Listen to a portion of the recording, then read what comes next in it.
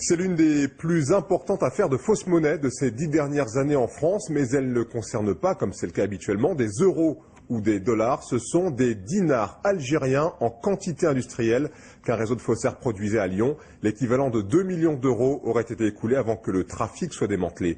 Jocelyn Huchet et Sophie Decroix. Un travail de professionnel réalisé dans une imprimerie qui fabriquait sans prétention des cartes de visite. En bas, le vrai billet de 1000 dinars, émis par la Banque d'Algérie. En haut, le faux. Difficile de s'y retrouver, l'imitation est presque parfaite. Et pour cause, les faussaires se servaient du papier utilisé pour fabriquer les vrais billets.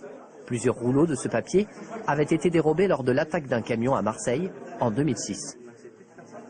C'est un papier qui supporte toutes les sécurités du billet et qu'à partir du moment où vous avez ce type de billet de papier entre les mains, il suffit de trouver un imprimeur capable de vous imprimer dans de bonnes conditions une image très propre pour arriver à un produit fini qui est proche du billet réellement en circulation en Algérie.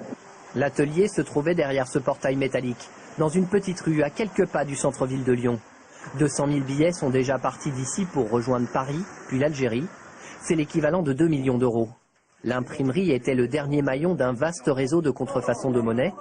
Hier, 12 faussaires présumés ont été mis en examen. Ils étaient surveillés depuis plusieurs mois par la police.